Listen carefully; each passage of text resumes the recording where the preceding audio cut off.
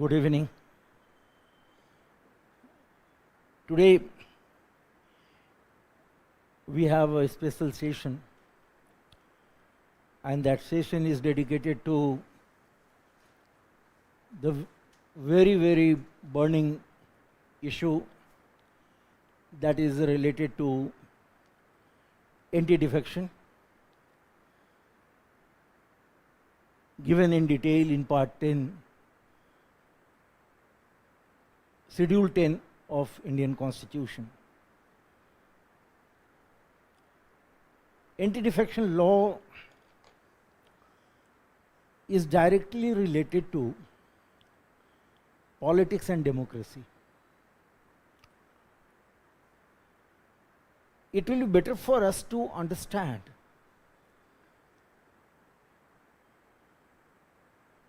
the conceptual dimension of anti-defection law. I think that will be better for us before going to hit the bullseye, that is 10th schedule of Indian Constitution. Politics is socio-scientific inquiry into the activities which are associated with governance of a country.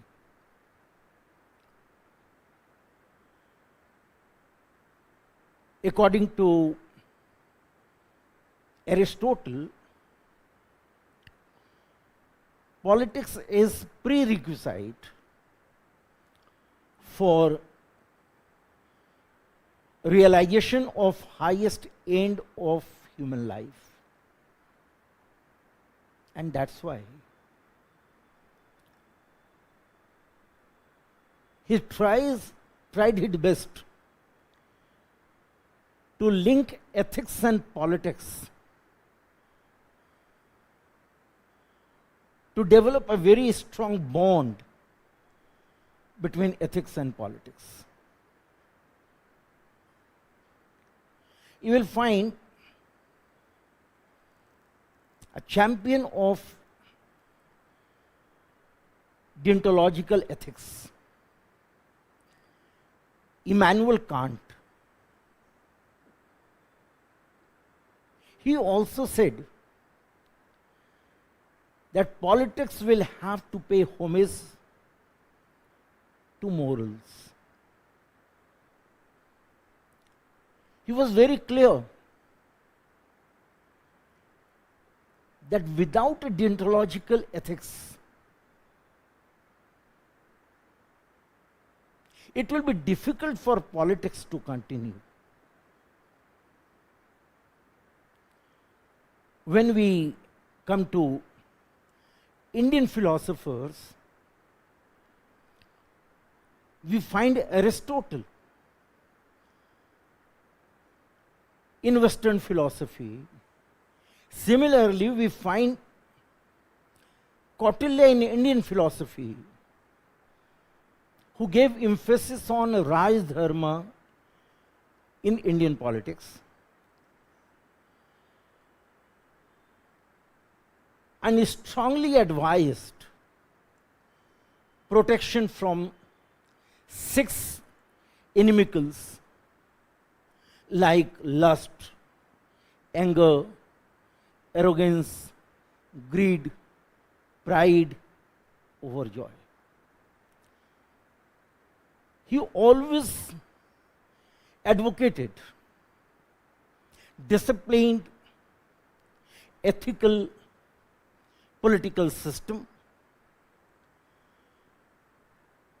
under the guidance of king to lead country towards good governance and ethical governance. My dear, you will find Mahatma Gandhi also tried to make a bridge between politics and ethics. Mahatma Gandhi categorically said that the end goal of politics is nothing but to serve people of the country. I will repeat, The end goal of the politics is nothing but to serve people of the country. And politics cannot be done without morality and ethics. Realizing and considering this kind of bond between ethics and politics, we have a topic that is related to anti-defection law and political ethics.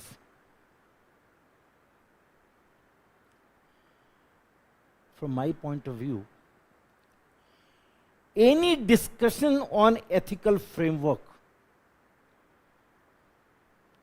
any discussion on ethical framework for governance in democracy must start with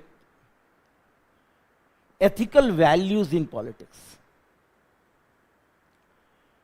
The standards set in politics profoundly influence many aspects of governance, not one.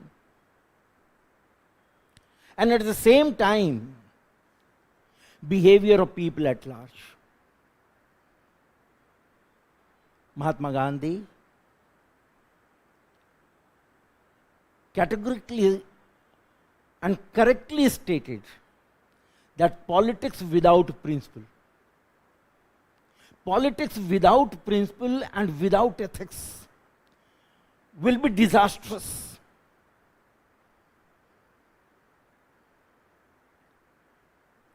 In the light of this kind of philosophical interpretation of politics, in the light of the philosophical interpretation of politics with ethics, when we come to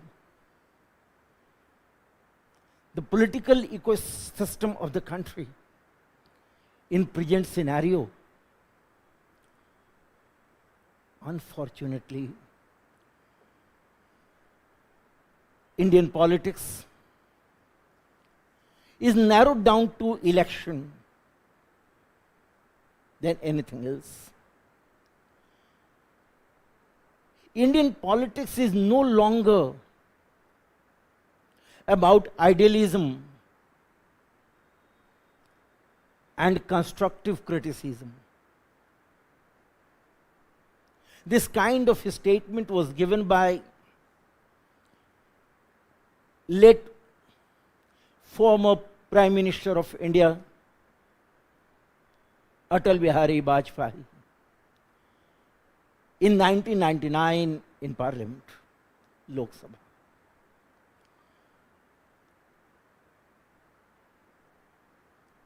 I will not be wrong if I will say that since mid-1960s, India experience with democracy witnessed a very immoral political development related to a shameful or unscrupulous horse trading or floor crossing, unscrupulous horse trading or cross flooring is nothing but a selling out of sentiment of electorates, thereby undermining the very basic foundation of democracy. Defection, unfortunately, is integral part of Indian political system. Today, we are supposed to discuss anti-defection law in the light of recent development in last week. And I will try to discuss almost every aspect of anti-defection law and related issues under a number of heads. So it will be better for me to classify all those areas which are going to be covered, not only to explain the defection, but also to understand that how and in what way we can strengthen anti-defection law to make our political system effective,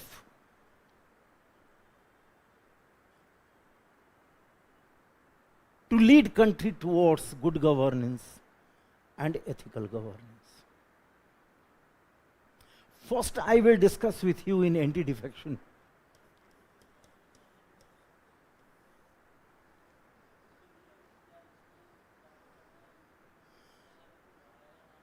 these all I will discuss, my dear. Every aspect I will discuss. I shared with you that what actually politics demand. Politics demand ethics. Politics demand high level of moral values. And Aristotle, Immanuel Kant, Kautilya, Mahatma Gandhi, they all talked about ethical politics. Politics that will serve society. Politics that will be dedicated to ethics and morality. As Mahatma Gandhi said, politics without principle and ethics will be disastrous. So essential for us to understand in the light of this all, how and in what way the defection in Indian politics is going to affect the whole political environment of the country, ecosystem of the country. Right? And that's why I told you, people, that anti-defection law and political ethics, that is the topic, I think. Anti-defection law and political ethics. So that anti-defection law and, or I think heading is versus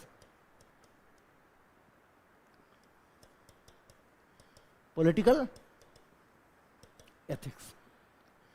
So I shared with you actually what? Political ethics. Okay? Correct? Got it? Now we will come to anti-defection law. So in the light of political ethics, we will try to understand the disease of, or so-called incurable disease of, defection and impact of the defection on Indian politics. Right? Not only that, but the judgment of Supreme Court during course of time on anti-defection. Right? That kind of thing I will discuss with you.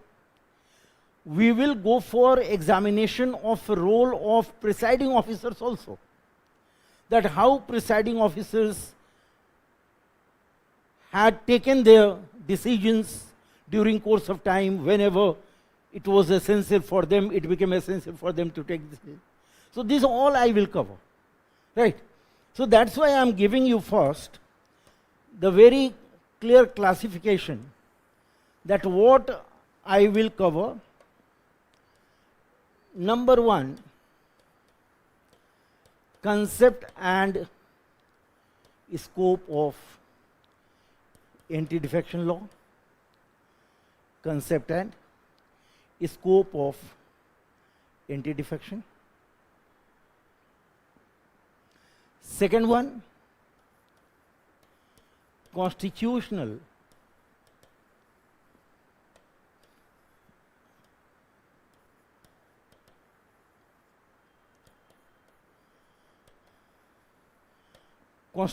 provisions. Third one, role of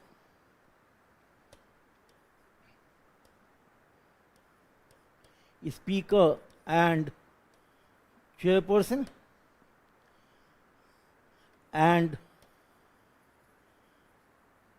judgments of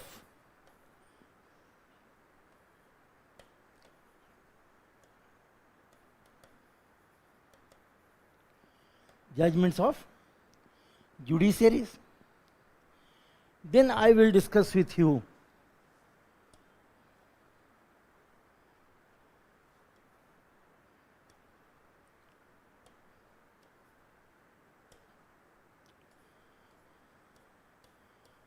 current issues, and finally suggestions. Okay, so everything will be covered. What I am going to discuss with you now, concept and scope of anti-defection. The term defection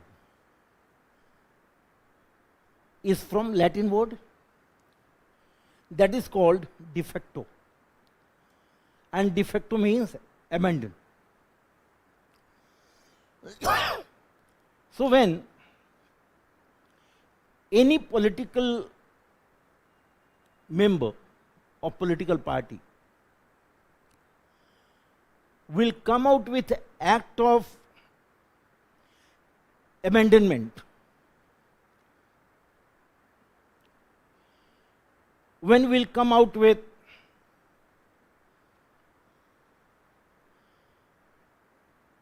sacrifice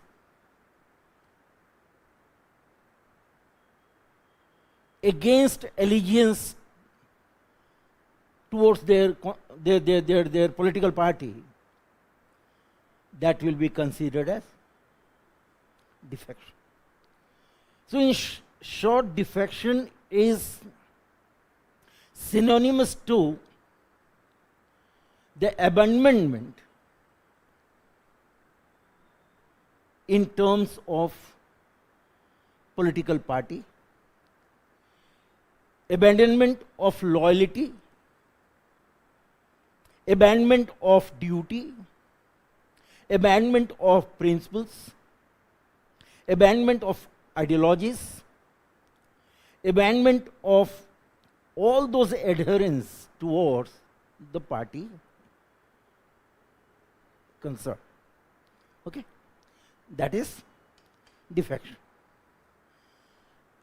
And defection most of the time come out with number of synonymous words like floor crossing, like horse trading, like carpet crossing. In India we have popular terms horse trading and floor crossing also, but it is called carpet crossing also, and at the same time waka jumping, W-A-K-A, waka jumping. Okay, so number of political jargons are used to respond. Horse trading, that is called defection. Okay, and as earlier I told you, since mid-60s we are experiencing this kind of horse trading.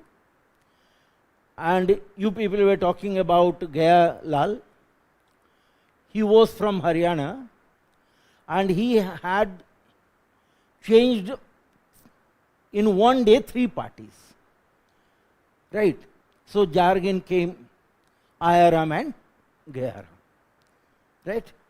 And this Ayaram Gayaram slogan was sticked with the defection, or it will not be wrong to say that Indian political culture to some extent got a reflection in that Ayaram Gayaram culture. Okay. Now, that horse trading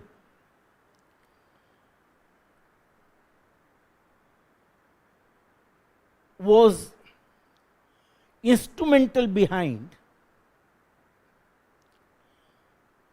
number of political pollution in our country. Political defection today is one major concern to India's democratic ecosystem. But when you will go through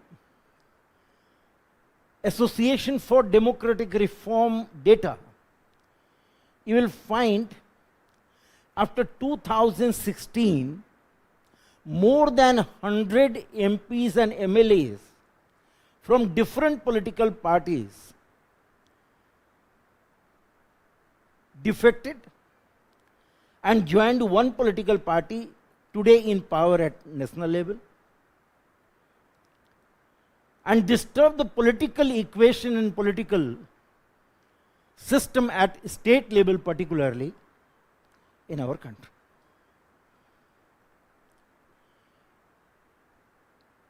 Union government during course of time tried its best to check anti-defection. And first time, should I change it? First time, I am talking about now anti-defection law or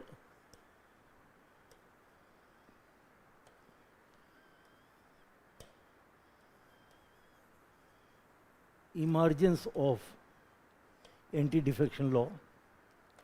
You will find first time in 1973.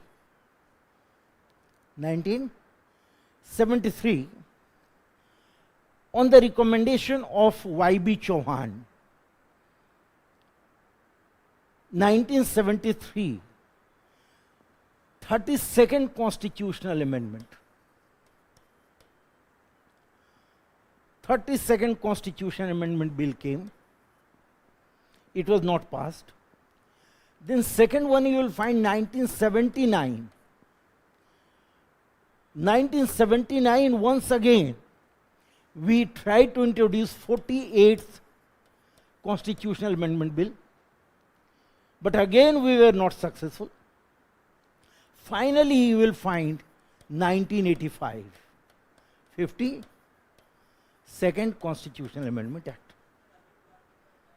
This was the time period of Rajiv Gandhi. Okay. Rajiv Gandhi was Prime Minister at that time.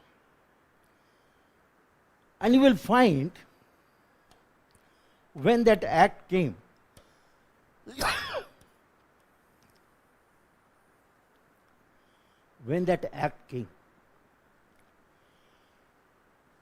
the bill for that act was very clear.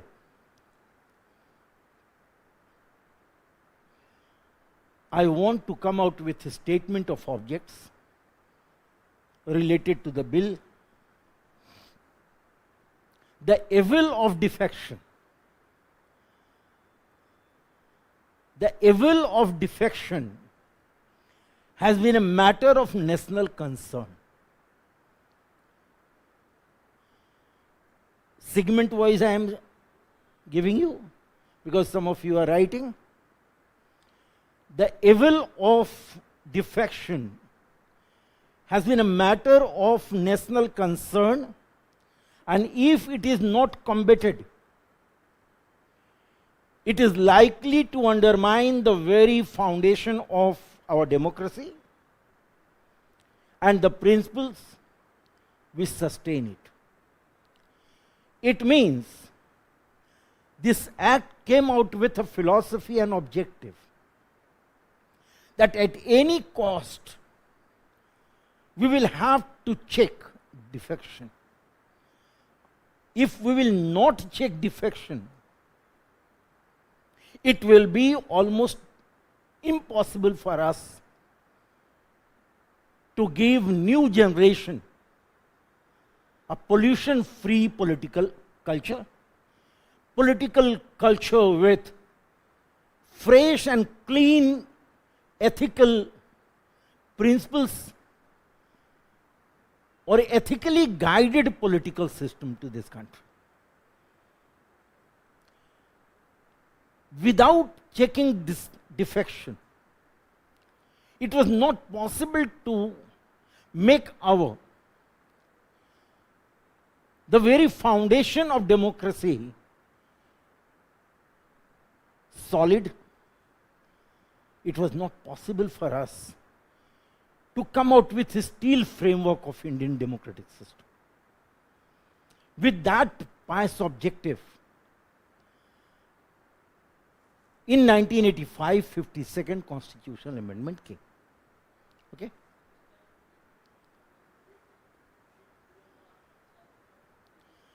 Five-year plan was there. That was there. So, but five-year plan directly had nothing to do with anti-defection. Number of things were going on. Does not mean everything related to anti-defection. Okay, that time computer revolution also was coming. But we will be confined to anti-defection and political ethics only. Okay. Anti-defection law now coming. Okay. So I will come to the second part. Constitutional provisions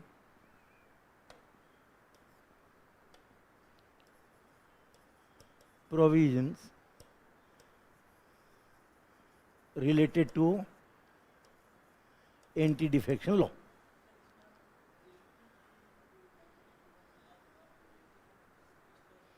Sorry?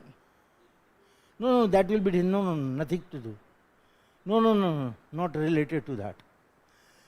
That one was related to market economy. That one was related to WTO. That was related to good governance and all those things. Entirely different.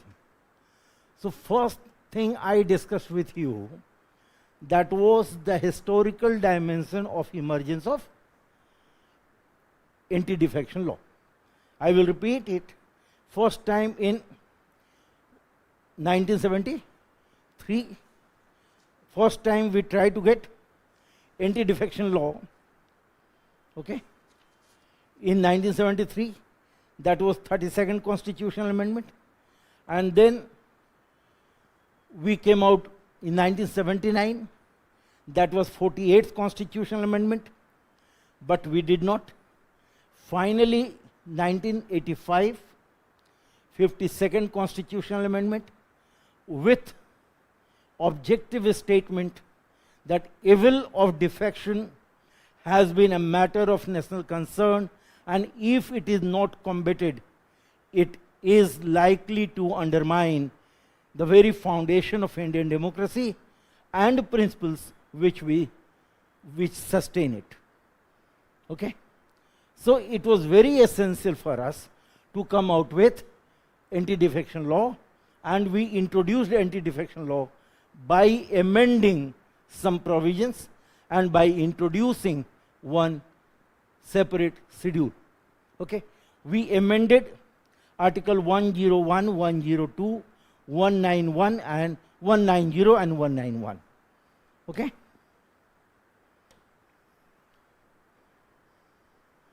Now this provision you will see. Okay. I will request you people to focus here and to concentrate what kind of provision we have and how we will have to interpret this kind of provisions. Okay? And once we will be very clear on these issues, easy for us to understand the recent controversy or recent issue related to one member of parliament Rajya Sabha. Okay. So what we will have to do first, we will have to understand that some articles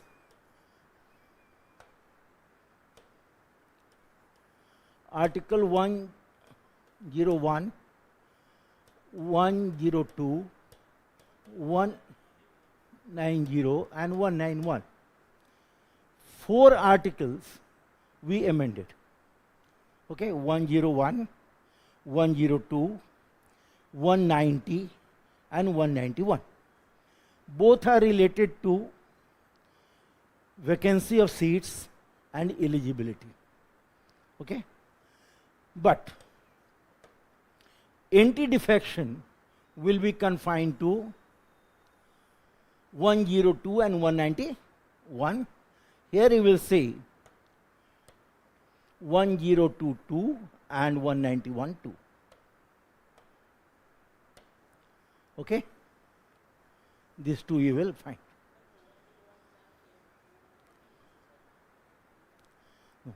That is 109. Okay, so don't worry about it.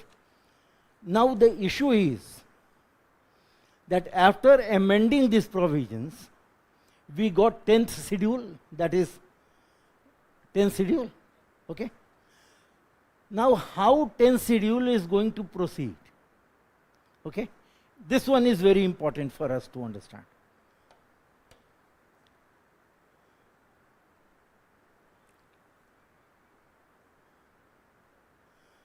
Come to this one.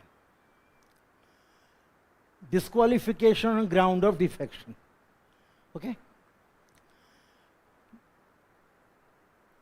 10th schedule, para 2.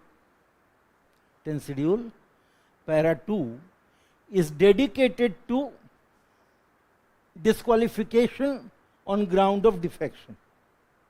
It simply means on what ground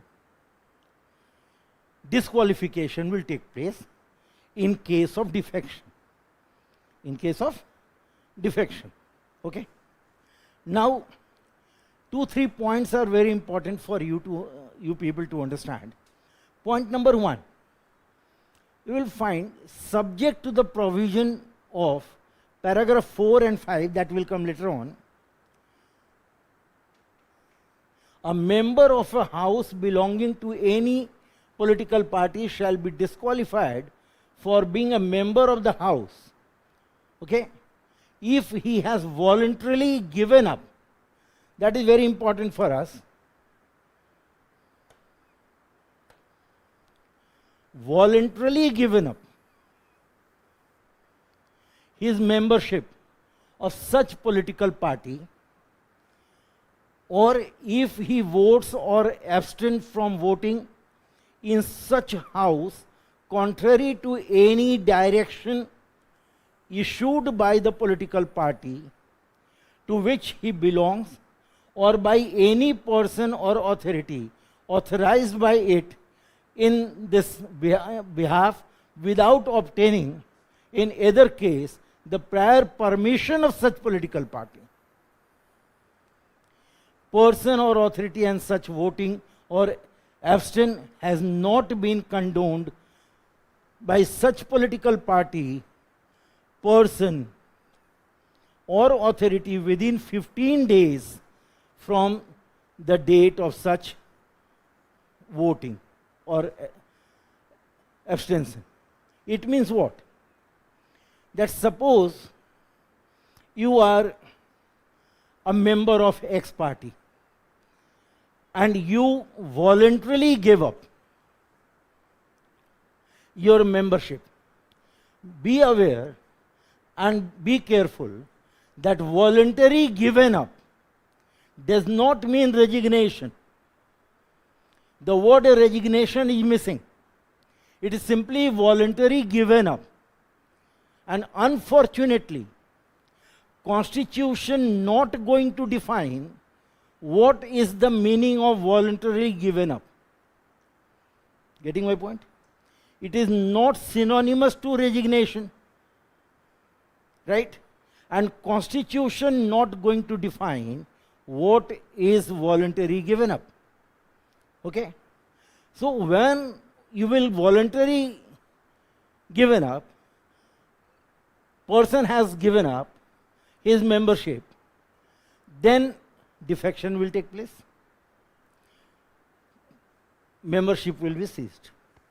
Second one, when party or on behalf of party, person or authority,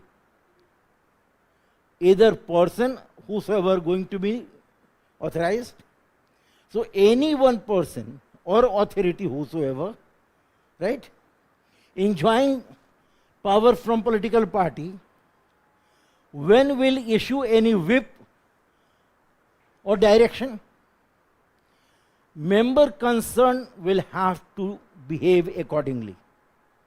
If member concerned will not behave accordingly and the party will not forgive, okay, will not forgive or condone within 15 days, then defection will take place. So member of political party, that is very important, member of political party who is now a member of parliament, means one election under banner of political party, one election, right? If will voluntarily give up, defection will take place, disqualification will be attracted. Second condition, when will not honor whip or direction of the party or the person or authority, right? And party not going to forgive or condone within 15 days of the indiscipline, defection will take place. Clear? So A, suppose A belongs to one political party, one election, became member of parliament, right? Voluntarily give us the membership, defection will take place. Second, political party instructed me to follow, but I did not, right? Even then defection will be attracted, right? But condition is, if party will condone me, party will forgive me, within 15 days of my action, defection will not take place. Okay? And if I will not be given that, then defection will be attracted. Clear? So this one is the first provision related to defection for those members of parliament who are associated with political party. Clear or not? Okay. Now come to another point.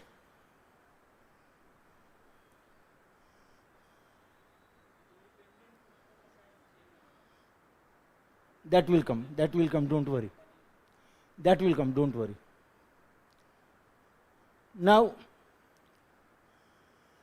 an elected member of a house shall be deemed to belong to the political party, if any, by which he was set up as a candidate for election as such member. It means any elected member of the house shall be deemed to belong to political party when win election under the flag of political party. Right? Nominated member, now this one is very important. Nominated member of the house shall, where he is a member of any political party on the date of his nomination, such as belong to political party. Second condition is what? That suppose someone is nominated member, right? Nominated member will be allowed to join political party within 6 months, right? Within 6 months from the date of oath. Within 6 months from date of oath. After that, if he or she will join, defection will take place and anti-defection law will be applied. Okay? The third provision you will find that any one elected member who is independent, it means one election without any kind of political party support. Okay? Did not come under banner of any political party. If that independent candidate will join political party at any point of time during the term, will attract anti-defection law. Okay? It means simply that independent candidate shall not be allowed to join any political party. Okay? Independent candidate shall not be allowed to join any political party. There is no any provision. 6 months is from nominated candidate within 6 months. Okay? So one must be very, very clear that whatsoever provision given, okay, it is very, that's why I am taking straightway support from the original constitution, right? Because whatsoever written anywhere will not be accepted. But whatsoever written in constitution itself, we will have to accept it. Okay, so that's why I am taking support of the constitution itself to explain what actually is given. Clear? Now come to this.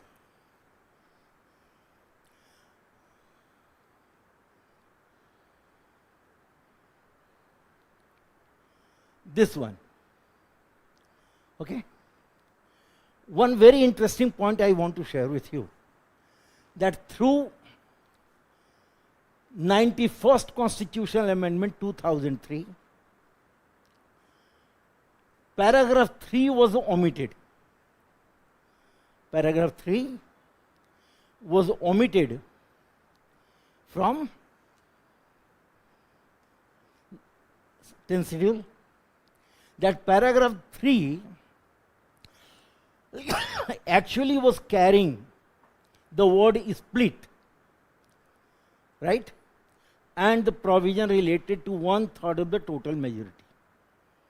1/3 of the total majority. Okay? Now, through 91st Constitutional Amendment Act 2003, para 3 is omitted. Omitted means separated from the 10th schedule. Okay? So now we straightway 4th is going to be applied. Okay? And 4th is related to disqualification on ground of defection not to apply. That is very important. Not to apply in case of merger. Okay? So I must attract your attention that split is different from merger. Split is different from merger. Before 2003, 91st Constitutional Amendment, para 3 of 10th schedule was talking about 1/3 split from political party. Right? Now there is not at all any provision related to split and related to 1/3 of the total split. Okay? So now we have a provision is merger. Right? And merger means what? Again, very important for us to be careful about. A member of the House shall not be disqualified under subparagraph 1 of paragraph 2. It means paragraph 4(1) must be interpreted with paragraph 2(1). Getting my point? Paragraph 4(1) must be interpreted with paragraph 2(1). So 4(1) will not be separated from 2(1), and 2(1) will not be separated from 4(1). You getting my point? All of you are getting? So paragraph 2(1) was what? Voluntary given up. Okay?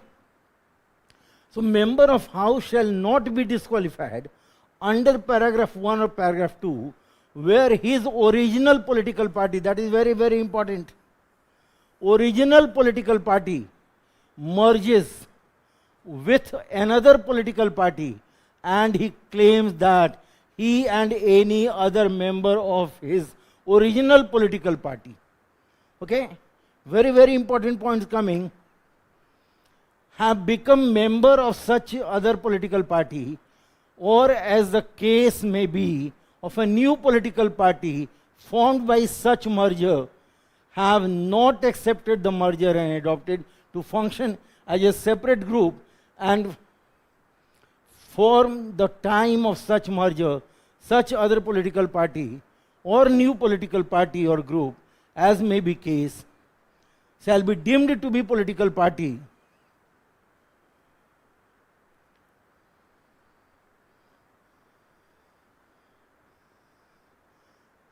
see this one,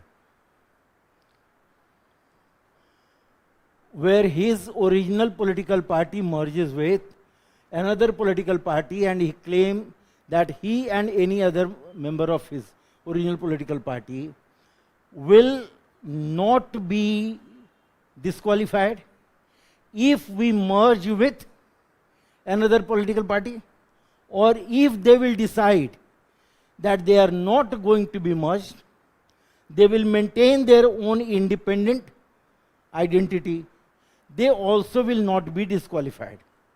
Now, the very important point here you will find that for the purpose of subparagraph 1 of this paragraph, the merger of the original political party of members of the House shall be deemed to have taken place if and only if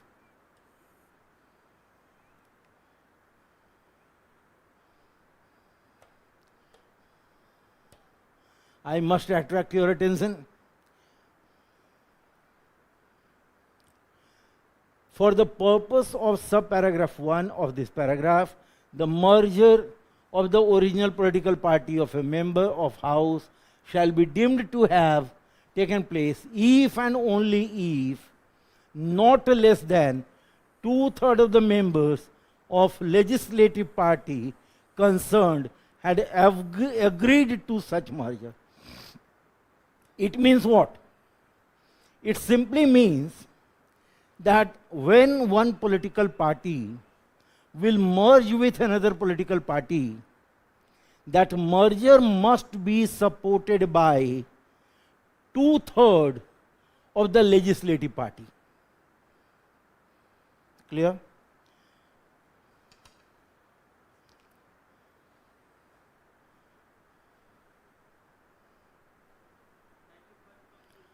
Now I am giving you.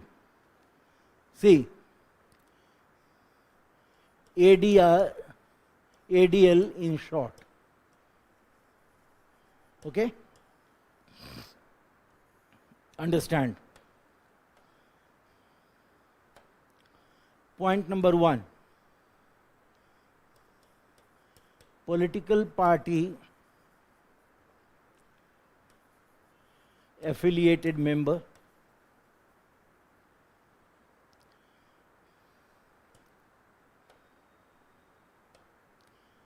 first, anti-defection law will be applicable when voluntarily give up. When voluntarily give up.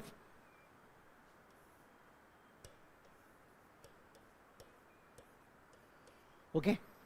And second, when disobey whip and not be condoned within 15 days. Clear? Now second one, independent candidate. Okay? Any time if will join political party. Clear? Third, nominated member, nominated member within 6 months he can join, otherwise if he join after 6 months, then anti-defection law will be applied. Clear this one? Now, before 91st Constitutional Amendment Act 2003, we had para 3. Okay? And para 3 was talking about split. Okay? Para 3 was talking about split. Okay?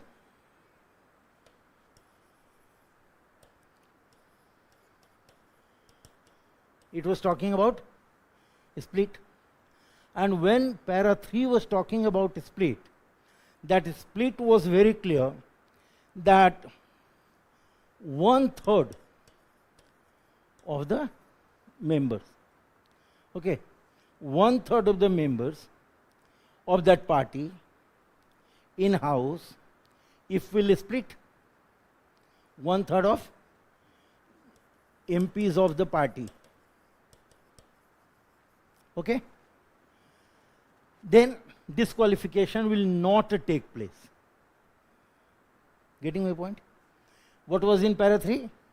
In case of split, 1/3 members of parliament of party, if they will go for a split, disqualification shall not be attracted. It means they will not be disqualified. Clear? But now, this one is omitted.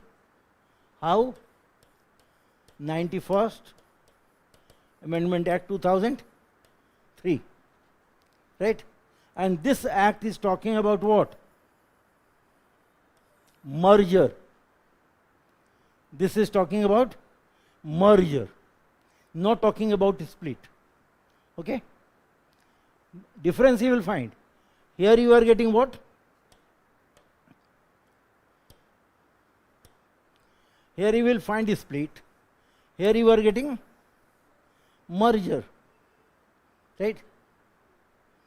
Merger, split means, suppose you have 100 members, okay, and 1/3 of the total, more than 33, going to be dissociated from the party, that will be considered as split, division. Okay? But merger, when party will merge with another party, it means when party will be ready to be merged, means you are ready to lose your identity, you are ready to sacrifice yourself, right?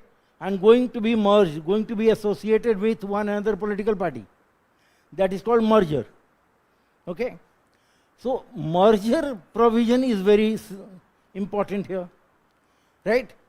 Merger, first one, original political party. First one is original political party.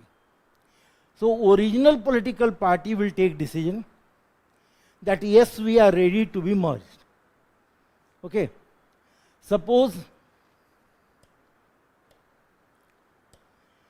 original political party is A, ready to be merged with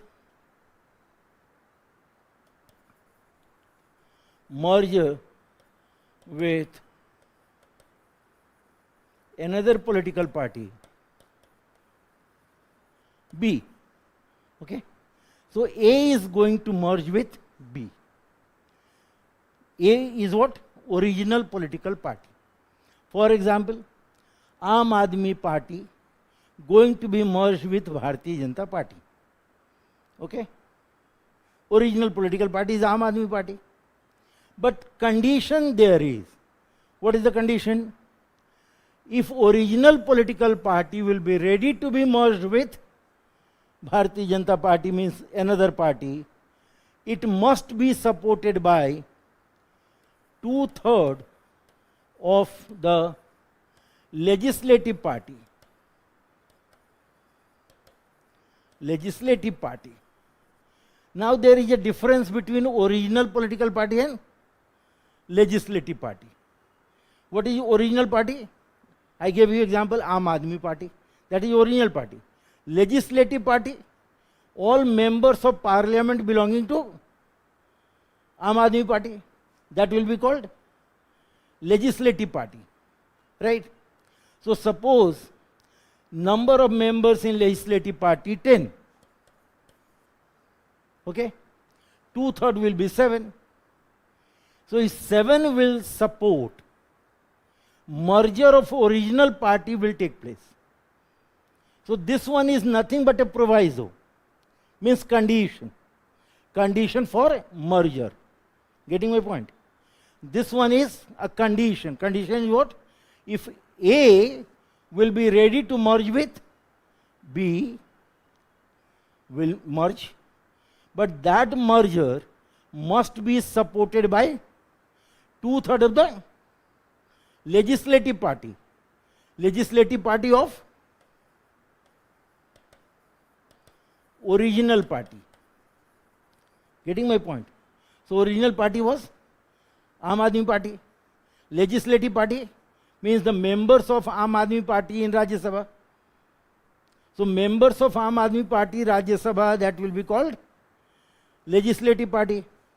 So legislative party, 2/3 of the total, not all, 2/3 of the total. So suppose they have 10 members, so 2/3 is equal to 7.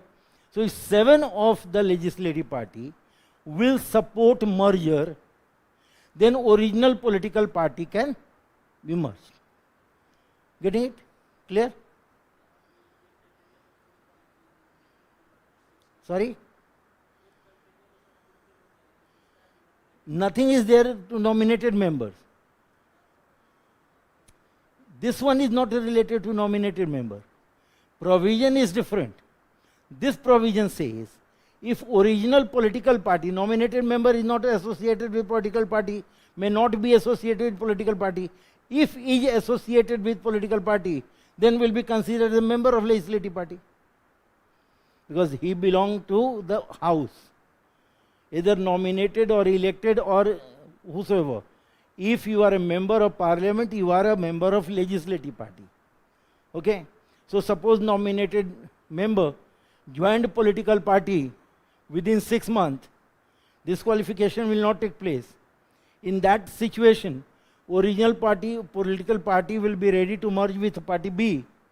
Then the 2/3 of the legislative party, irrespective of nominated member or elected member, 2/3 of the legislative party, if will support, original party will be merged. Clear? Any problem here? No. This is a provision related to para 4 of Schedule 10 of the Constitution. Okay? Para 4 of Schedule 10 of the Constitution.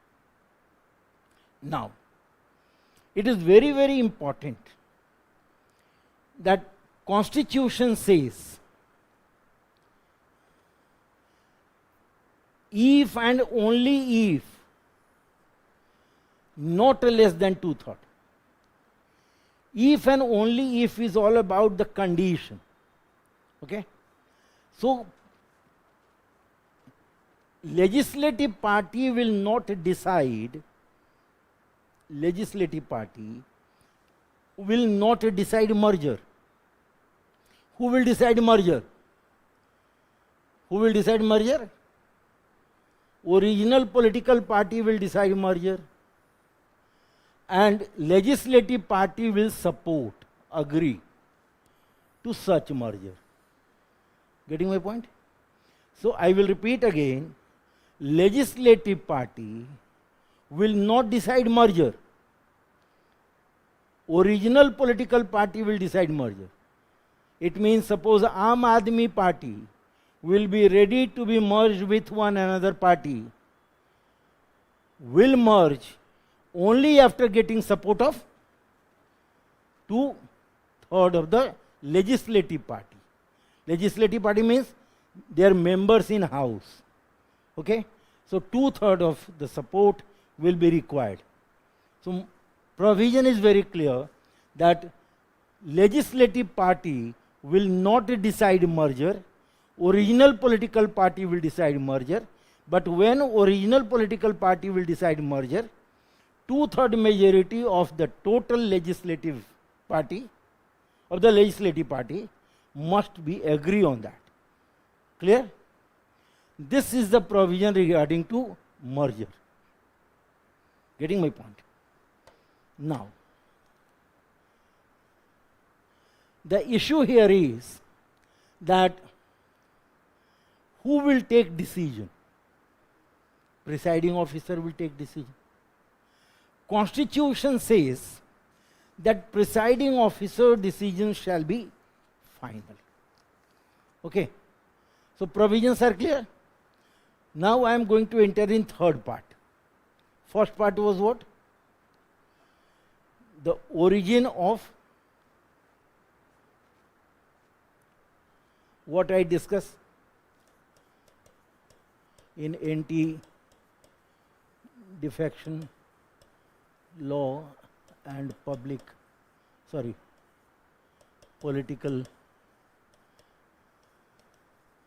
ethics. First, I discuss with you politics and ethics.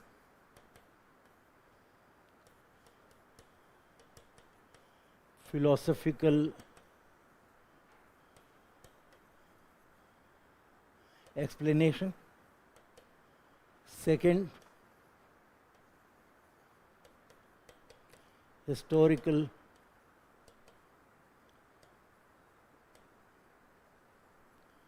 background of anti-defection law. Third, provisions of ADL in Constitution, right? Particularly para 2, para 3 omitted, and para 4. Now I am going to discuss with you the fourth part, a role of presiding officers, mainly para 6 of the Constitution. Okay? Now the issue here is that as per the Constitution, presiding officers are responsible to take decision. And they are expected to take decision considering the philosophy of constitutional morality and the philosophy of constitutionalism. I will repeat. Presiding officers who are nothing but a custodian of democracy, particularly quality democracy in the house, they are the custodian of constitution in the house, they are the final interpreter of constitution in the house, are expected to take a decision regarding anti-defection as per the demand of Article 102 Clause 2 or 191 Clause 2 as per the provision given in 10th schedule, only in the light of constitutional morality and the philosophy of constitutionalism. Okay? Constitution says that their decision shall be final. Constitution says their decision shall be final. But it is unfortunate that our presiding officers, either at a state level or union level, did not perform as per the demand of constitutional philosophy, as per the demand of constitutional morality. And realizing this all, ultimately, Supreme Court was forced to intervene in these all activities. I will repeat, presiding officers are expected to give judgment. Presiding officers, when are expected to give judgment, or decision I should say, their decision shall be final. It is in Constitution. And they don't have any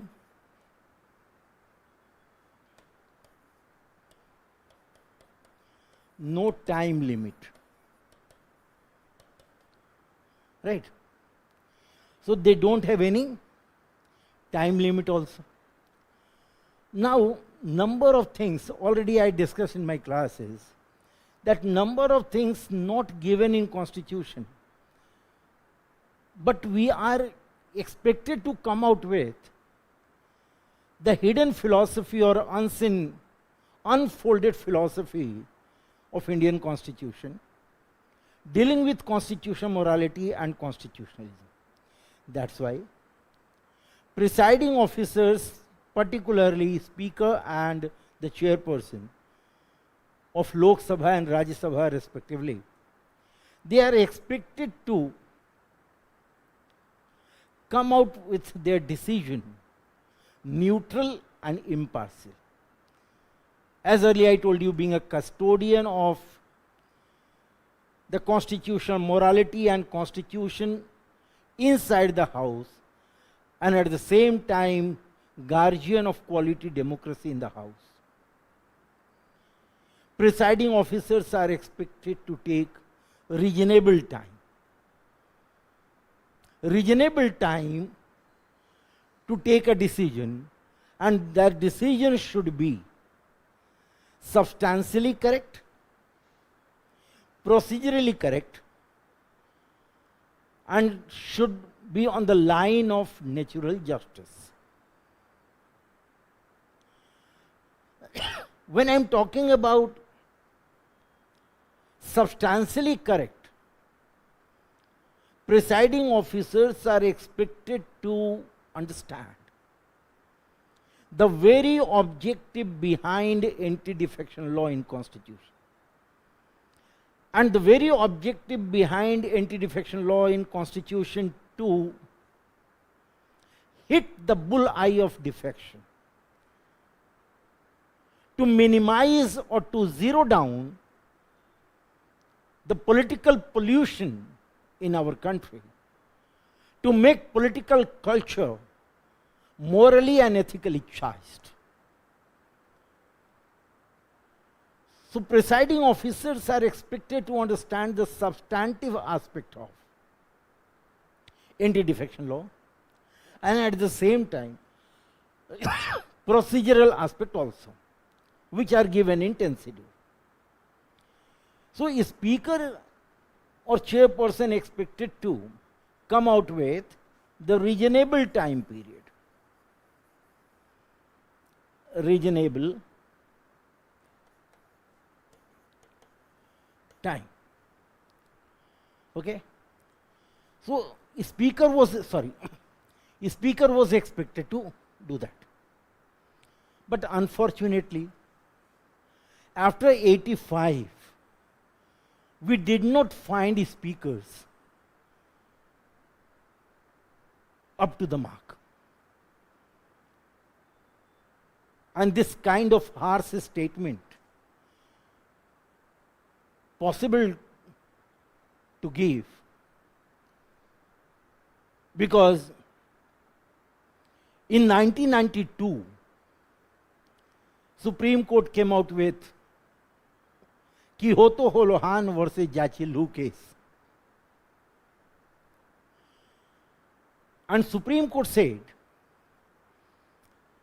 that judiciary will review the decision of presiding officers.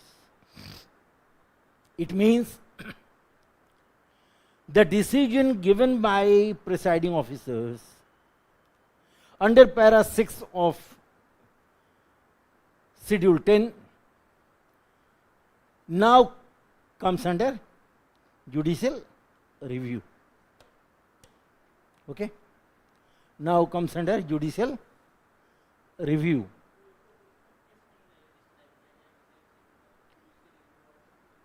Sorry?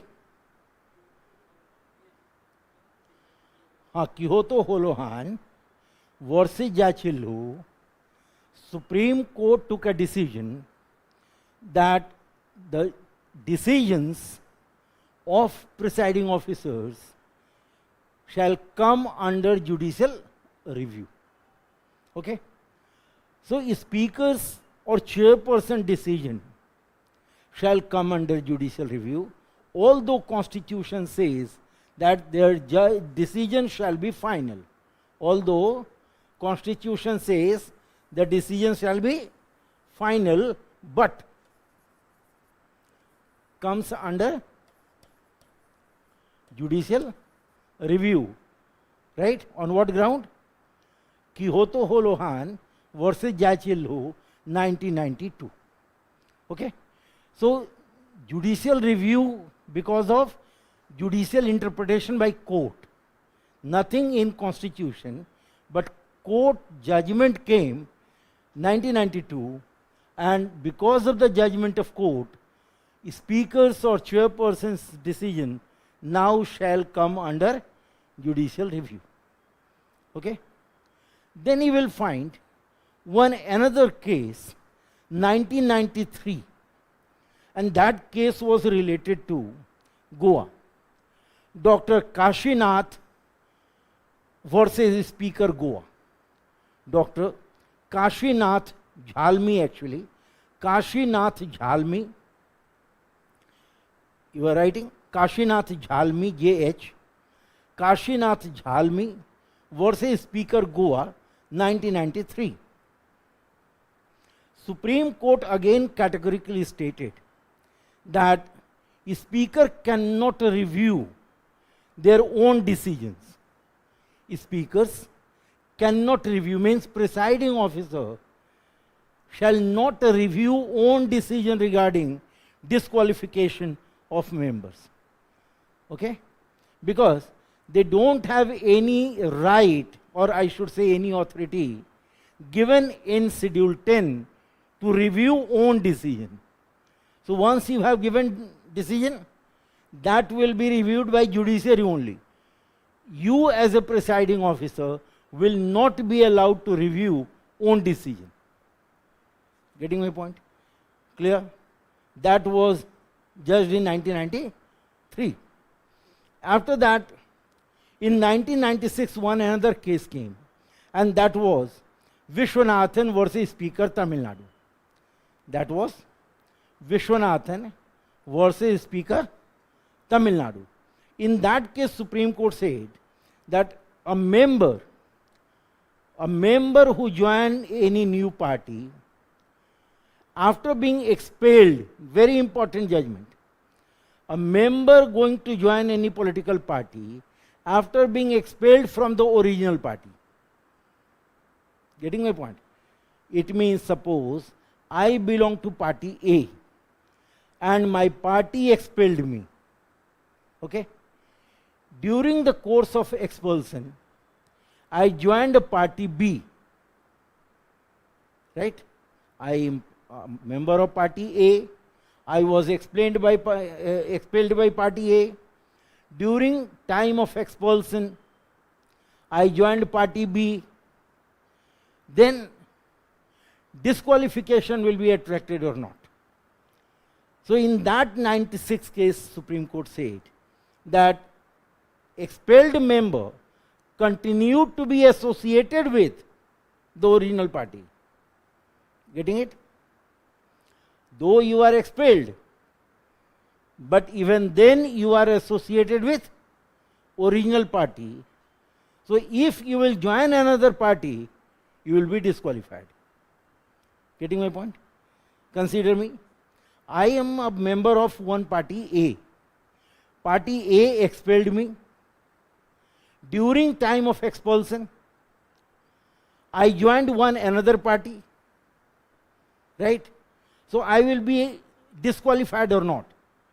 In that case, Vishwanathan versus Tamil Nadu, Supreme Court said that being a member of the original party, even during expulsion, if you will join another party, you will be disqualified.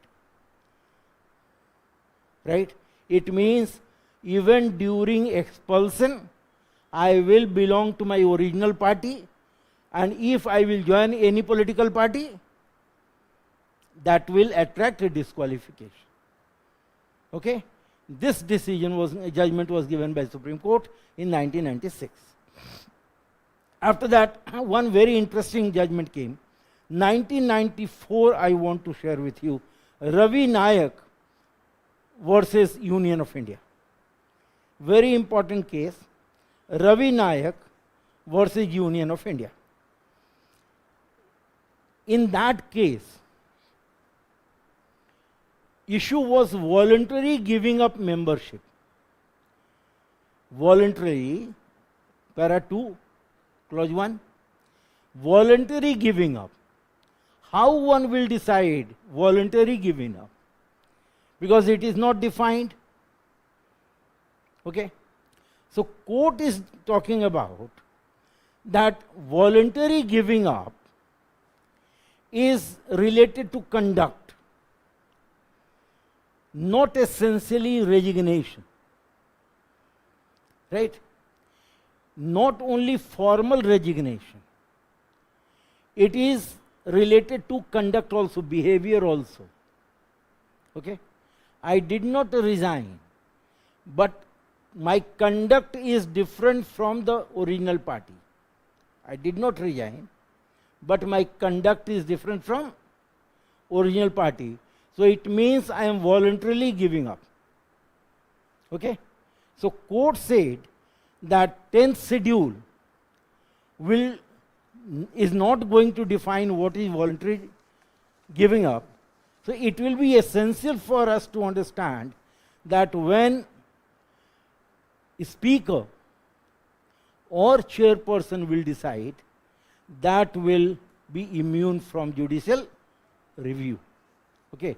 How a speaker will decide, how presiding officer will decide, that will be immune from judicial review.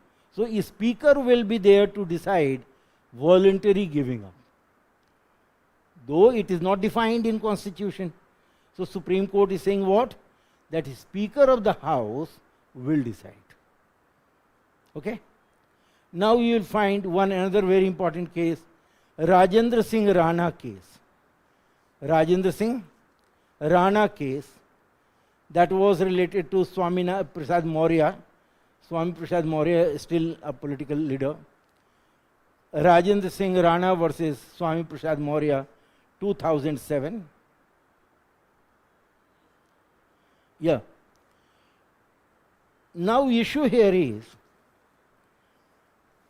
earlier 13 members out of 109 of Bahujan Samaj Party splitted from the original party, and later on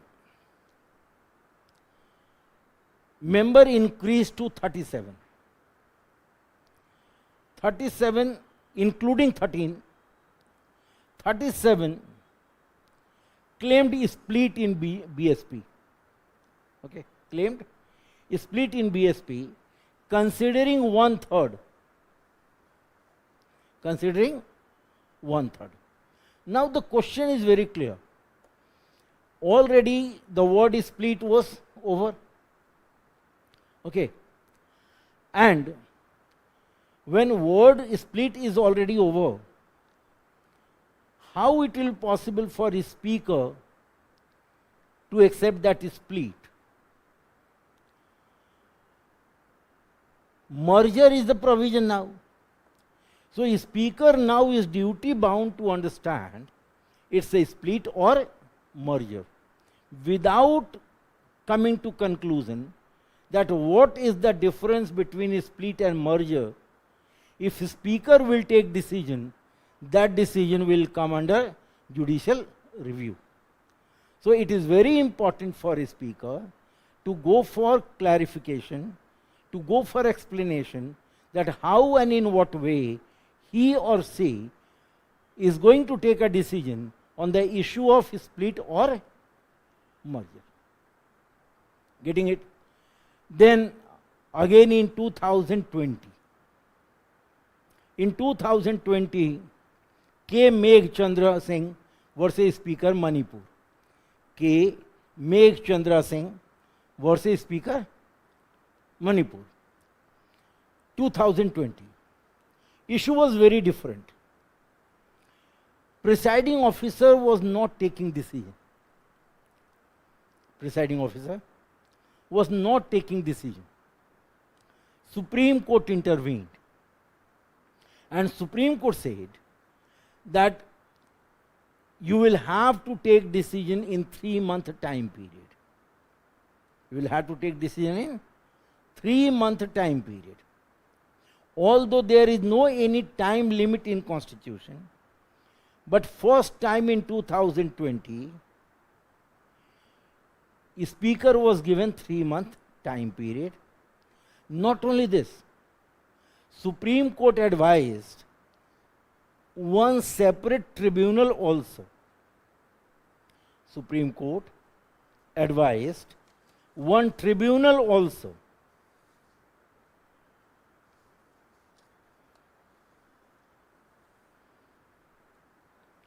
Getting my point? One tribunal also for what? Supreme Court thought that tribunal will be independent body, a speaker may not be impartial and unnecessarily overburdened. So, the whole responsibility related to disqualification should be taken away from a speaker. One tribunal should be constituted with judicial members, including High Court judges, and they will decide disqualification. Okay? But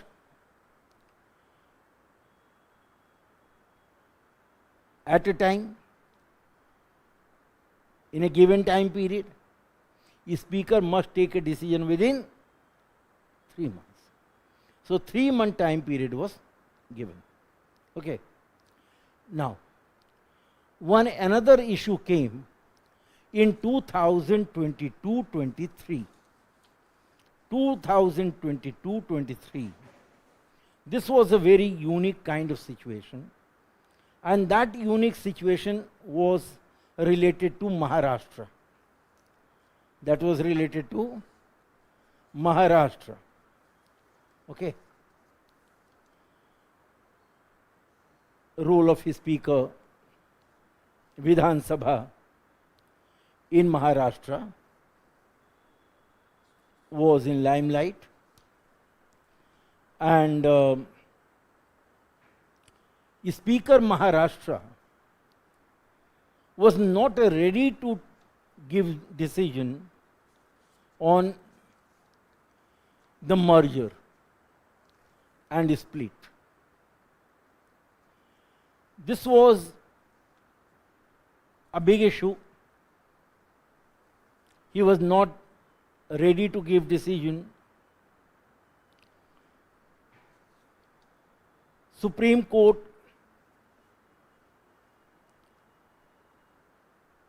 intervene in that. And Supreme Court said that the Speaker will have to take decision. Speaker will have to take a decision in a reasonable time period. Speaker will have to take decision in reasonable time period. And why in a reasonable time period? Because there was one case, Srimant Bala Saheb Patil versus Speaker Karnataka. Srimant Bala Saheb Patil versus Speaker Karnataka. That was a 2019 case. That was 2019 case. In that case, Supreme Court said that judiciary will be allowed to intervene if constitutional mandate will be violated. I will repeat, judiciary will be allowed to intervene if constitutional mandate will be violated. Number 2, if malified intention will take place. Number 3, if decision is perverse. And number 4, if decision is against natural justice.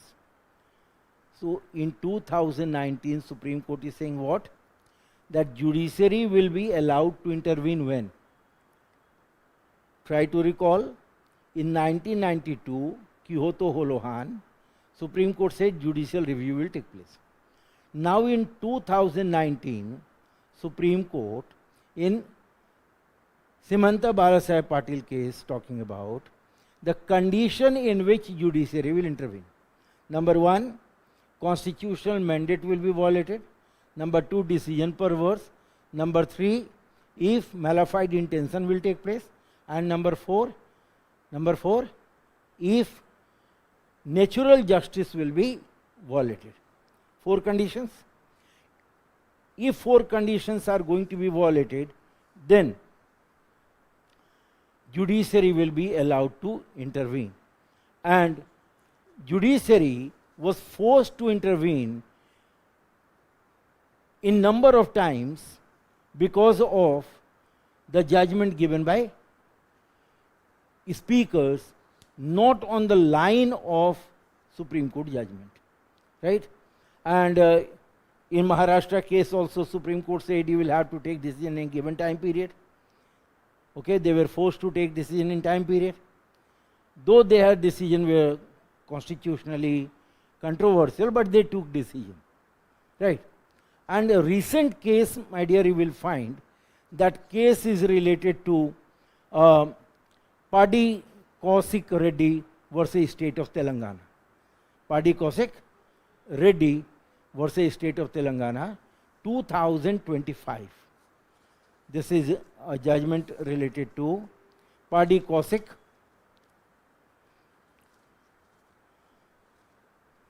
Reddy versus State of Telangana. That is 2025. This 2025 judgment of Supreme Court is actually based on Kyoto Holohan case,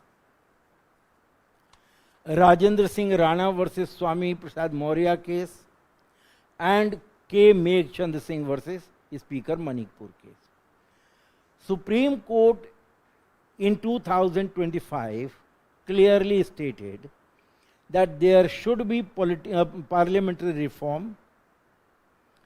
In 3 months, Speaker will have to take a decision, and there should be parliamentary reform to ensure timely decision. Means Supreme Court was very clear that Parliament should come and amend the provision in 10th schedule to give a reasonable time period for presiding officers to take a decision, right? Because speakers are not taking decision on time. So in that case in 2025, Supreme Court said that 3-month time given to you and you will have to take decision. So in short, my dear, you will find that Kyoto Holohan versus Yachilhu 1992 to till date Padi Kaushik Reddy versus State of Telangana 2025. During these all time periods, Supreme Court gradually came out with judicial interpretation to make anti-defection law effective, right? And during course of time, judiciary categorically stated that there is a time limit reasonable for presiding officers, although there is no any fixed time limit, but a reasonable time limit, and the judiciary talked about 3 months to take a decision. Second, judiciary was very clear, is very clear, that the Speaker of the House or Chairperson of Rajya Sabha must understand and explain the difference between merger and split. Because now Constitution is not allowing split but merger. So merger will take place, right? And speakers or presiding officers are supposed to take a decision following the interpretations during course of time given by Indian judiciary, right? So this is the constitutional provision. I hope constitutional provisions are clear, okay? But to satisfy myself, I will come out with a very short review. Number one, I discussed with you the relationship. Always I write different thing. Relationship between politics and ethics. Second, I discussed with you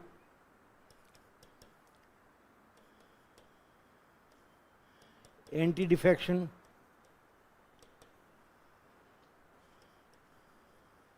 law, its emergence. Third, I discussed with you constitutional provisions, and in constitutional provisions I discussed with you disqualification, no disqualification, role of presiding officers. Okay, this was related to para 2, this one related to para 4, this one related to para 6. Okay, clear? Any doubt? Clear? Yes, please.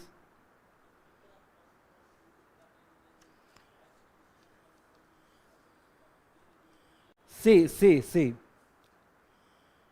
Ruling party or party in opposition, it is very clear that once a speaker will be elected as a speaker. When a speaker will be elected as a speaker will be considered neutral and impartial. A speaker will be considered neutral and impartial. Okay, because that time he will not perform as a member of parliament belonging to political party. He will perform as a speaker. So what we are expecting from a speaker? We are expecting from a speaker to be neutral, to be impartial, to be custodian of constitution, to be custodian of constitutional morality, to be custodian of democracy, particularly quality democracy. Okay? Clear? Now the issue is, what is? No, nothing is written, no. It is number of things we have under president. We have a constitutional legacy, right? Because of these things. now essential for us to understand. These all three things are clear? Okay. Now the fourth one I will take here, that is the relevance of anti-defection law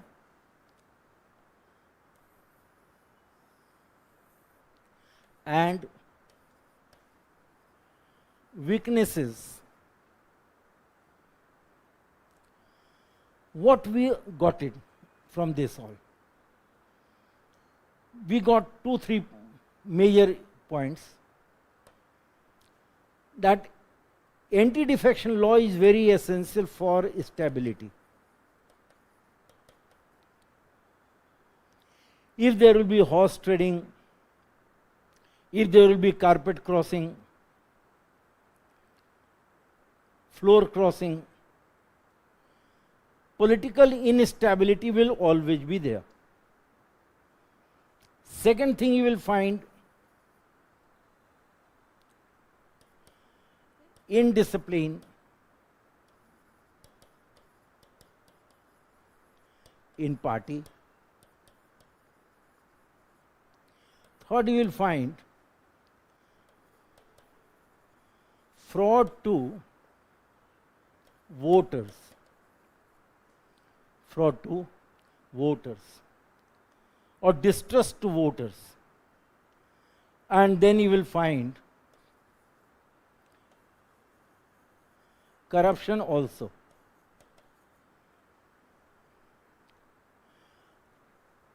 One will have to understand corruption because we cannot use other words. So whatsoever give and take, but give and take will take place. So if political instability will take place, that will be an issue. Indiscipline to be checked, right? Fraud to voters or distrust to voters also should be checked, and corruption also should be checked. Okay. But what kind of weaknesses we have? Number one, no clear definitions. Number two, role of speaker vague. Number three, polluting political culture in India. Okay. Then you will find weaknesses. No space for dissent. There is no space for dissent. Okay. So this kind of weaknesses we have. Right. Now the question is, how we should come out with suggestions. Whatsoever happen. But important thing is how we will address the thing. How we will minimize this weakness. In what way we will minimize the weakness. Then there you will find number of suggestions given. We have number of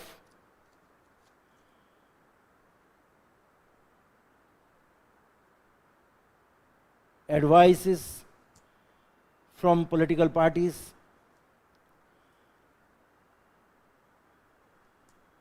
We have a private member bills to explain and to understand things which are supposed to be taken. I want to share with you 2-3 points here.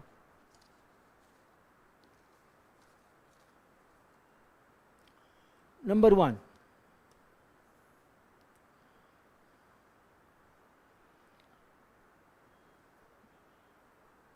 the very basic philosophy of democracy is dedication, devotion, and determination to serve the people, and to be citizen-centric. I will repeat. The basic of democracy is dedication, determination, and devotion to people, to ensure citizen-centric governance, and to serve the people. Politicians are custodian of democracy. Politicians are torch bearer. Without a trust and touch, touch means sensitivity. Without a trust and touch, they cannot lead country towards participatory democracy. And defection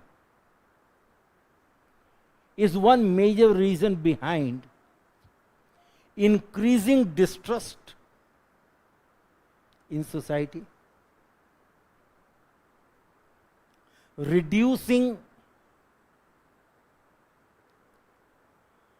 public involvement, and increasing unaccountability.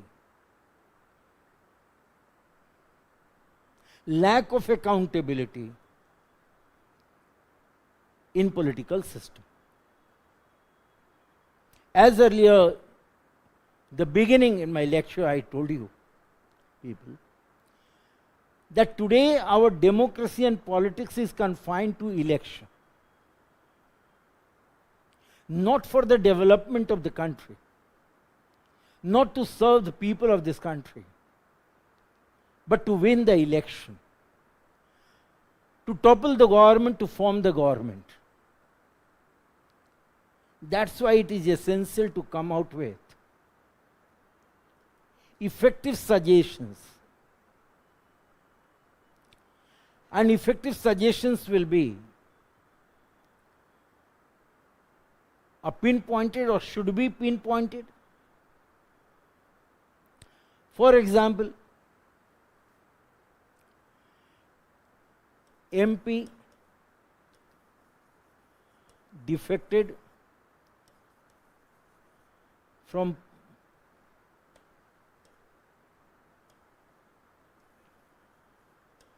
original party,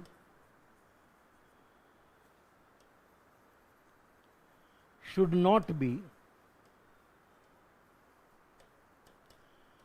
allowed to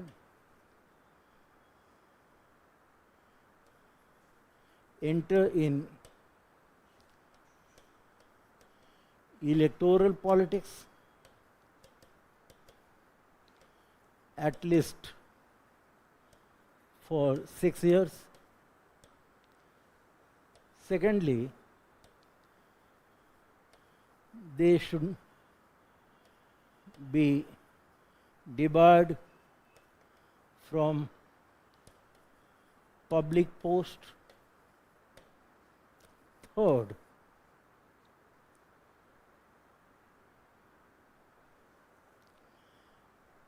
essential to fixed time limit to decide anti-defection.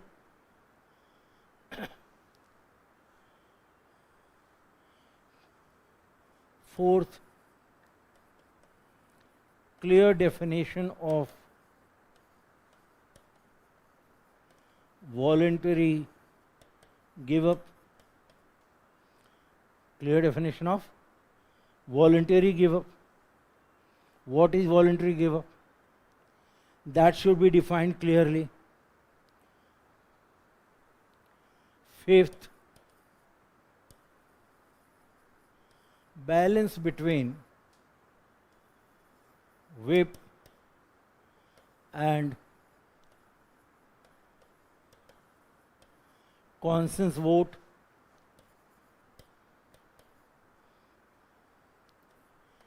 Means allow democratic dissent, right? Here people can write member of parliament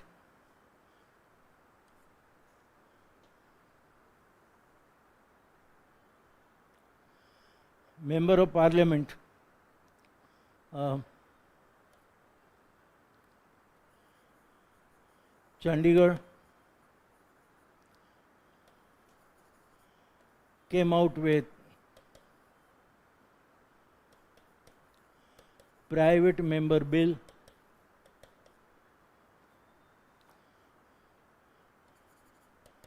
in favor of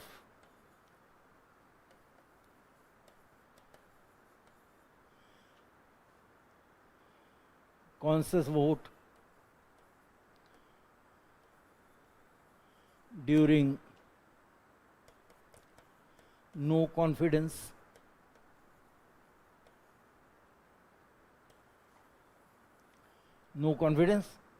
motion.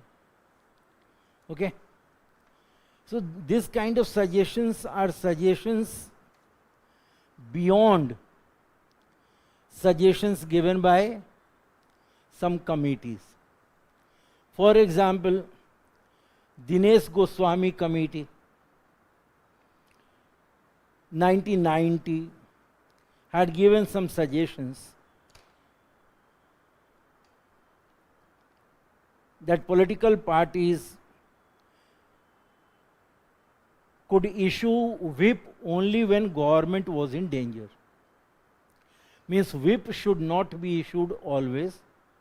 Whip should be issued only in one case, when government will be under threat or will be in danger. Right? And second suggestion was given by Goswami committee that president in case of parliament and governor in case of state, on the recommendation of election commission, should decide disqualification. Right? Which committee? Goswami committee 1990 had given recommendation that president in case of parliament and governor in case of state should be authorized to take decision on disqualification on the recommendation of or on the advice of election commission. Okay?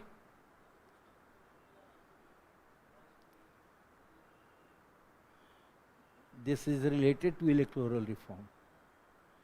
Goswami committee is related to electoral reform, and when talked about electoral reform, one point was related to anti-defection.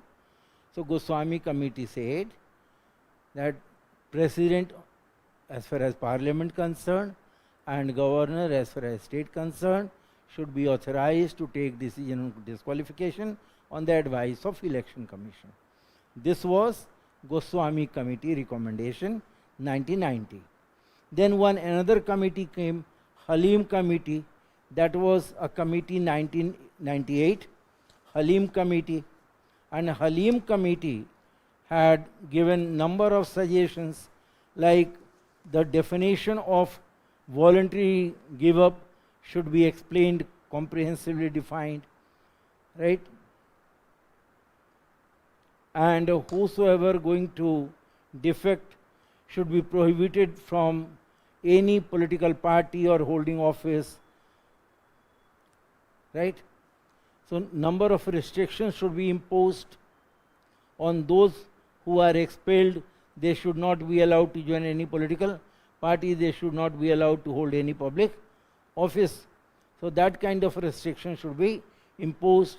And the term political party also should be defined. So Halim committee report 3 issues. 1, voluntary give up should be defined. Number 2, expelled should not be allowed to join any political party, or they should not be allowed to hold any public office. Number 3, political party must be defined. Okay. Now third, you will find Law Commission 1999, Law Commission 1999, 170th report. 170 report, Law Commission said that pre-poll electoral front should be treated as a political party. Pre-poll electoral front. It means like NDA or like India bloc. So pre-poll alliance should be considered as one political party. Although I belong to one political party, you belong to another political party, but we have a pre-poll electoral front, right? So that pre-poll electoral front will be considered as a political party. Okay? So that will be considered as a political party under anti-defection law. Who said? Law Commission. Okay? And political parties should reduce whip. That was advice. Political parties should reduce whip. Clear? Again, go with me. When Goswami committee gave definition was, suggestion what?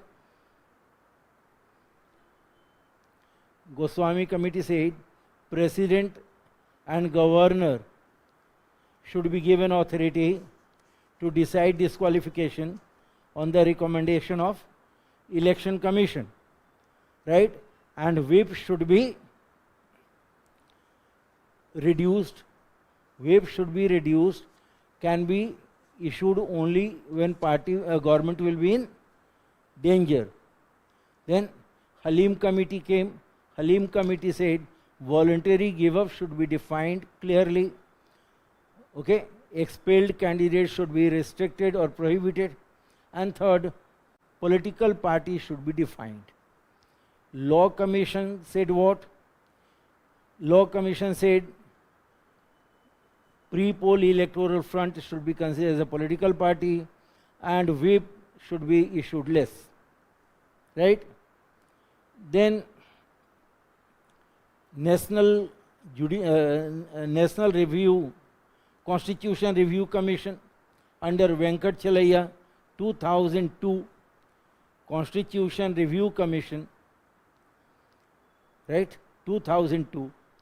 Under Venkat Chalaiya, it is also called Venkat Chalaiya Commission. Very strong recommendation, debarred defectors from holding public office or any remunerative political post. Means no political post or public office should be given to defector, right? And the vote cast by voters to topple the government should be treated invalid. It means the defector's vote will not be counted. Defector's vote will not be counted, right? This kind of suggestion when will come? And if we will incorporate the Supreme Court judgments, like tribunal should be constituted, judicial review will take place, a speaker should not be given that kind of authority like that. Easy for us to come to the conclusion that despite 52nd constitutional amendment, despite 91st constitutional amendment, still we are struggling. And we are struggling not only to make our politics pure, but to check this kind of anti-defection that is responsible for evaporation of ethics and morality in Indian politics. You will find in today's newspaper, Hindu, that 7 members of Aam Aadmi Party, members of Parliament, Rajya Sabha, who dissociated themselves from Aam Aadmi Party, now recognized by chairperson Rajya Sabha, and their name is reflected as a member of Bharatiya Janata Party. The question is that in a very electrifying manner, chairperson Rajya Sabha has taken decision, and when has taken decision, did not explain para 4 of the of the 10th schedule of Constitution. Because para 4 is very clear that when original political party will be merged and that original political party will be supported by 2/3 of the members of legislative party, then merger will take place. So there is a difference between legislative party and original political party. There is a difference between original political party and original legislative party. Okay? So I think matter will be sub judice. Experts are of the view that these all 7 will be disqualified because of the difference between original political party and legislative party. Constitution says original political party when will merge and 2/3 of the legislative party will support, then merger will take place. But in case of the member of parliament Rajya Sabha, you will find 7 from Rajya Sabha out of 10, that is 2/3. Legislative party going to announce merger with one another party, this is not a provision in the Constitution. So whatsoever decision taken by Rajya Sabha chairperson may be challenged in court. Okay? So when will be challenged in court, it will be up to court to decide and define para 4 of the Constitution, particularly para 4 of Schedule 10 of the Constitution.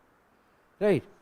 So if really we want to make our anti-defection law effective, and if we want to reduce defection at 0 level, if we want to make our democracy qualitative, if we want to maintain a balance between democracy and dissent, essential for us to be ethical in politics, and that's why anti-defection law is directly related to political ethics. Without ethics in polity, without ethics in political system, without morality in political system, without getting influence of deontological ethics and virtue ethics, very difficult for any political system to be ethical and to be moral, and very difficult for the political system to lead country towards the ethical governance and good governance. Thank you very much. If any of you, any question from your side, please ask a question. Otherwise, I will conclude taking all those points on board. I will repeat, I think last time going to repeat what I discussed with you. Number 1,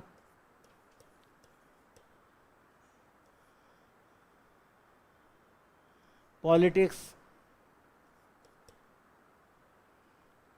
and ethics. Number 2,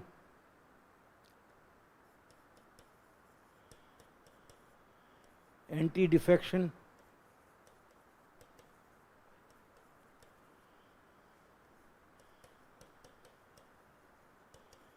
Historical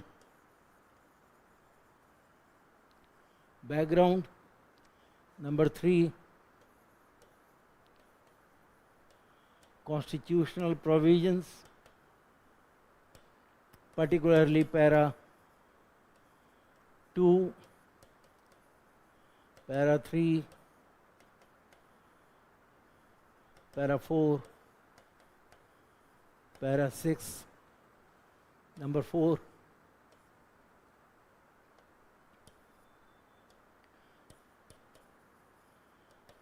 judicial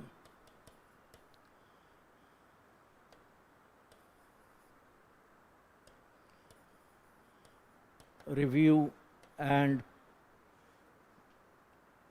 role of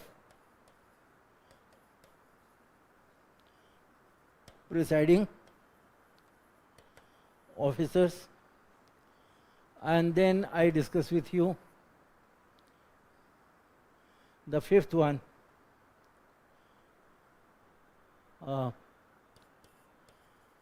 demand of good and effective ADL and weakness of present ADL, and number 6, suggestions given by committees and commissions. These are the things I discuss with you. Any of you have any doubt, please ask a question. I linked it with the present issue, and today itself in newspaper we got information that Rajya Sabha chairperson accept the merger of 7 Aam Aadmi Party members of parliament with BJP, whereas schedule 4 is talking about different kind of provision. So that may be challenged in judiciary and it will become a sub judice matter. So whatsoever judiciary will decide, we will have to follow the same. Any of you, if any doubt, wherever I did not explain clearly, please ask a question. If any doubt, any question, if, and number of cases I gave you, that will be very important. Hope you will go with those cases.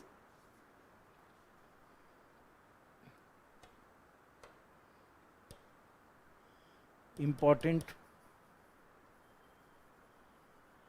cases also.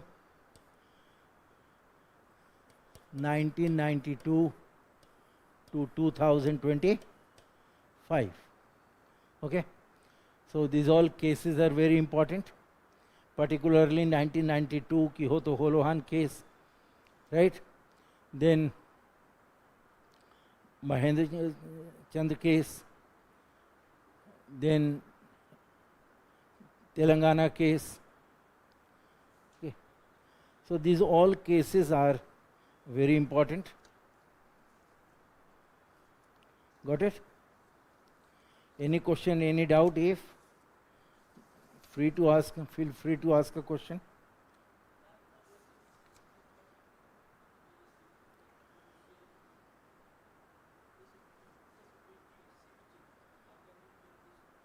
Sorry. Sustainable development goal. See, it is not related to sustainable development goal. Actually, sorry.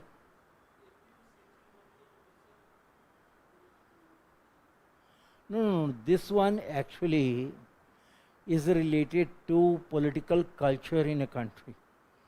How we will make our political culture ethical, how we will make political culture moral, how our political culture will show dedication, determination and devotion towards the constitutional morality and constitutionalism.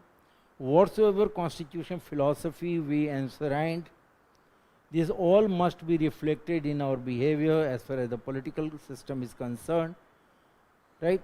So that kind of thing actually related to anti-defection. That's why initially I started my discussion with you, how politics is linked with ethics. What was the view of Aristotle? What was the view of Immanuel Kant? What was the view of Kautilya? What was the view of Mahatma Gandhi? Right? And how Mahatma Gandhi said that politics without principle and ethics will be disastrous. So unfortunately, we are not following, and we are not following does not mean today. Since 1960s, we are not following the same. Okay, whatsoever morality and ethics we are expecting, right? Since 1960s, we are dissociating ourselves from those ethics and morality. And ultimately in 1985, 52nd constitutional amendment came out with a 10th schedule and amendment in article number 101, 102, 190 and 191 to give anti-defection law against defection. And that also was amended in 2003, amendment number 91. And that's why para 3 is omitted and para 4 deals with the merger system. Getting it? So this is the provision we have whatsoever. With these all provisions, we are supposed to take our decision. Getting it? Any doubt? No. So thank you very much. Okay. If any doubt, you can ask a question, any of you. All cases you have written? All cases? Okay. The 26th also, 25th case is what?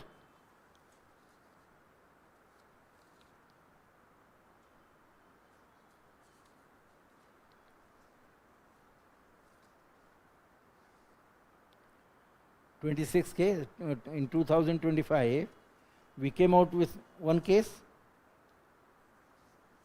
That case is Party Kaushik Reddy versus State of Telangana.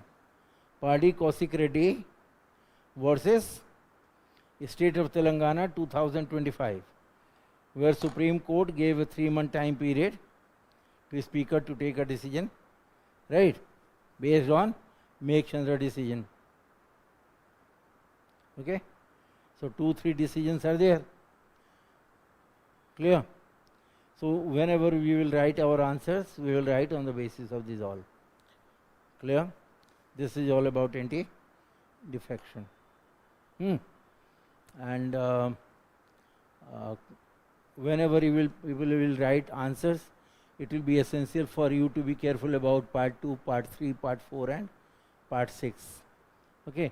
And yes, another thing, when a speaker or chairperson of house will resign from political party during term, anti-defection law will not be applicable.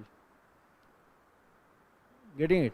So they will be debarred from that anti-defection law during that time period. Okay? Clear? So this is one another aspect.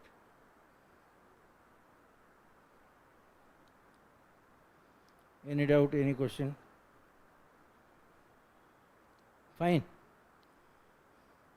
So, how was the lecture? Lecture was good, bad? Good. Okay, thank you. Everything clear? All doubts clear? Okay. So, we should wind up. Thank you very much. With new topic next time I will come. And that topic may be delimitation and privilege motion.